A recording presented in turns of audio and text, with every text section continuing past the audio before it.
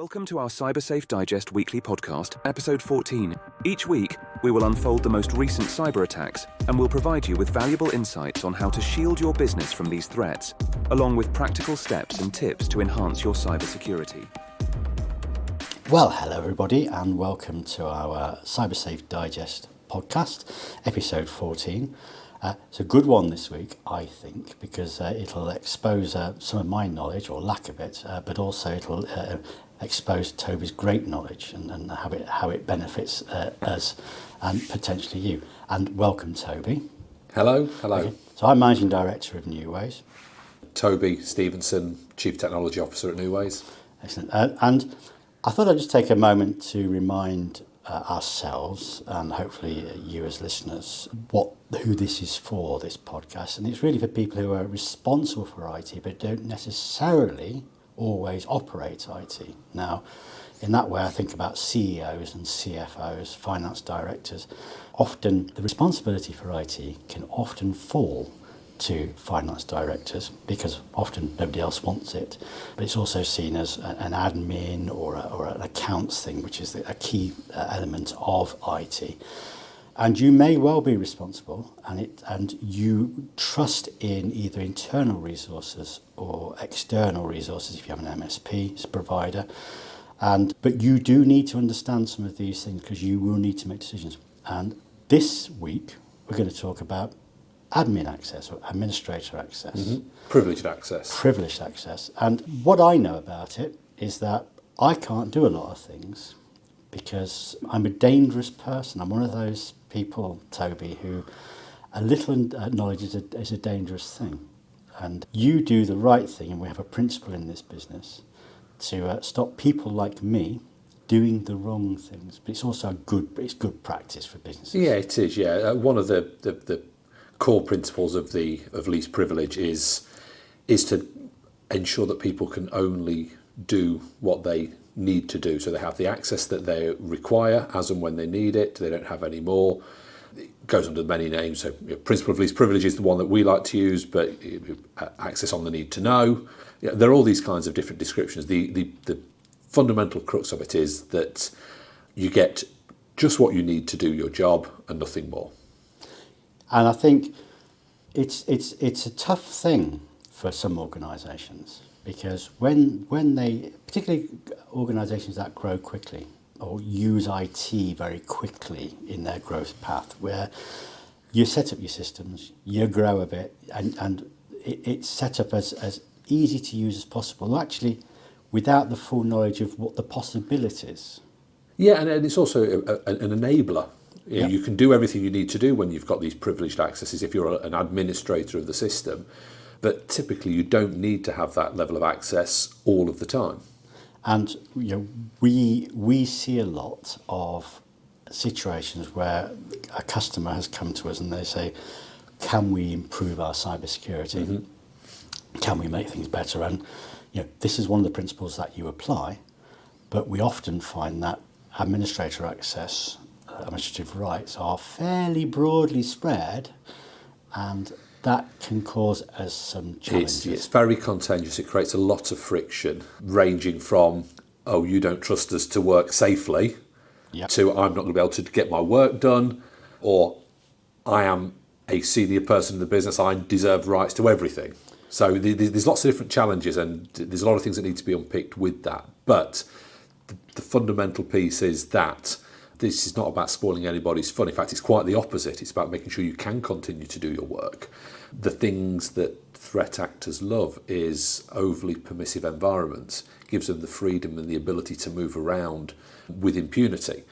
One of the things that we should consider, particularly around restricting access permissions, and this isn't just about the permissions you have on your PC, this is also about permissions you have to the file server and to your line of business system and to your SharePoint and Teams areas and your varying cloud services, is that if a threat actor, a malicious actor, is able to compromise your account, they can then act with all of the rights and permissions that you have on the network, which may include running all the way through the accounts folder, or looking at all of your sales processes or your quotes or your customer list.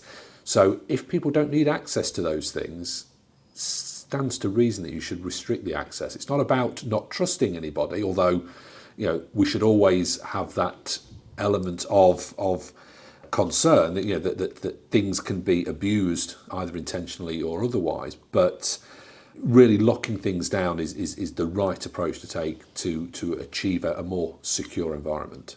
I think I'm a case in point here, which is I am the managing director. Mm-hmm. I can have anything I want should I demand it. Yeah. However, I accept your view entirely that I shouldn't have admin access. Mm-hmm. And why does it make sense to me? Well, I'm going to say this, and not everybody will agree, but I'm a very busy man, allegedly. And I've got lots of inputs going on. I've got emails coming in at a huge rate. I've got lots of people wanting to speak to me. I've got lots going on. And I might unintentionally, through a phishing attempt or some other attempt through some social engineering, suddenly find myself giving away access to my account. I had an example. I've only failed our internal process of testing, for phishing testing, once, maybe twice over the last 12 months. And that was because just so everybody knows, we've talked about this before, we use a product to test our people with pretend phishing emails, and it's a safe environment. We've talked about that before. And I failed once, or maybe twice. I'm sure my fellow directors will remind me. And it was because I had a really busy day. I'd been in meetings all day. I looked at my emails on my phone, on the train coming home. The screen was restricted. Smaller. And I accepted, and I got caught. Now, the great news is it was one of ours. It was a test one, so superb news. But it could have been a malicious actor, and I could have therefore given rights to my account away one way or another. And if they then had access to an admin account through my credentials, that could have been potentially disastrous. Yeah, absolutely, and that applies to anybody that has those privileged accesses on their daily account. So even nobody within this organisation, and actually it's good practice where nobody should have administrative rights on their daily account anyway. No. Even if you are the administrator of the system, Yep. You should have a second account which you use only for that purpose. Yep.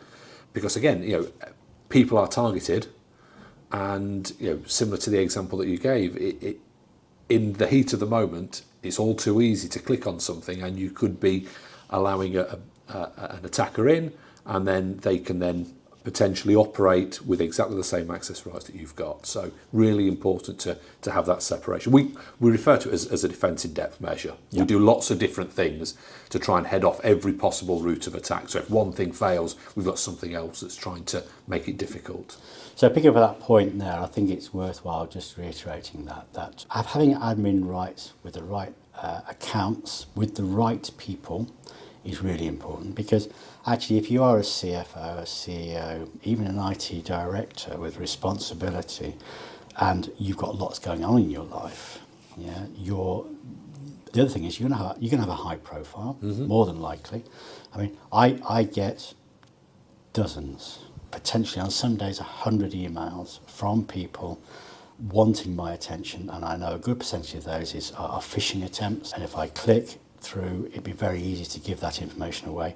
By not having those admin rights and that admin access to myself, even if I do make a terrible mistake, the risk and the damage of that would be lessened, and that's very important. Yeah, and I think that we look at this from a cybersecurity perspective, and absolutely, but there's also the accidental damage that gets caused.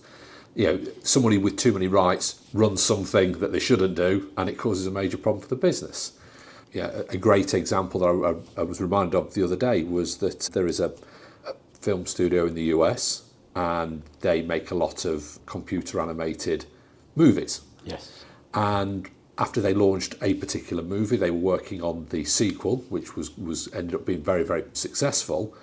And somebody with too many permissions did some housekeeping in the wrong area and deleted the entire film. And it was only through sheer blind luck that they were able to recover it, Yes. because it was gone. They'd done a proper delete job on an area that they thought only contained some old stuff, and actually it was the entire film. Oh dear. So wasn't malicious, wasn't intentional, but it was accidental, preventable if additional permissions might have been applied. Yeah. But yeah, so cyber is absolutely a massive driver for this, but it's also just that accidental thing. Yeah. If people have got rights on their day-to-day accounts to change prices within your line of business system, if they can change that for everything in one click, what damage could that create if they did something by something? I always remember a story where somebody was asked to increase the price of a particular product line by 10%. They did it for every product line, realised their mistake, so deducted 10% of everything, which of course doesn't put it back to where it needs to be. It doesn't. And thus it's an ever-decreasing circle of trouble that you find yourself in. Appropriate permissions for that particular functionality may have helped in that particular situation. And then finally, I suppose it's worthwhile stating, of course, is that if you're too permissive with your admin rights, you give them to too many people. If one of those people leaves under a cloud and has a desire to cause trouble, they could do that very easily. Yeah, and if you've given lots of access out, how are you keeping record of who's got access? Because you may not remember or know that this person's got it. And ultimately, if you were too lax, any reliance on insurance may well be null and void. Yeah. As a consequence of the activities taken. It's a bit like if you put your front door key under the mat, Yeah. and you get burgled. The insurers may say, well, you kind of opened yourself up to this. Okay, so in summary, the principle of least privilege is the approach to adopt, and that means limiting access rights to admin, to specific people, and even if you're the boss, even if you think you should have those rights, it ain't necessary, number one, and probably it's not wise. Okay, well, Toby, thank you very much for that. If you need any more information about admin rights and how to apply them within your organisation, of course, we're available to have a chat, but you will find plenty out there on the internet or from your MSP. Make sure that you've got that in place. It makes a big difference and a basic difference in a way to the way you approach your cybersecurity. It's the one thing that you can control. Right? There's lots of things out there you can't. And what makes a real change is it doesn't cost any money to do it. Which is a wonderful thing. This is a cyber enhancement you can make that doesn't require you to spend a penny. Hurrah. There's not many people who can say that. No, so it makes absolutely... one of the barriers to doing it is removed. Yeah, wonderful. Thank you very much, Toby. You're welcome. Much appreciated. And everyone, will see you next time. Thank you, everyone. We've reached the end of episode 14 of our Cybersafe Digest Weekly Podcast. Thank you very much for listening, and to make sure you don't miss out on our future episodes, hit that subscribe button on Spotify, Apple, or Google Podcast. For more cybersecurity wisdom and resources, head over to our website at cybersafe.co.uk. See you next Thursday.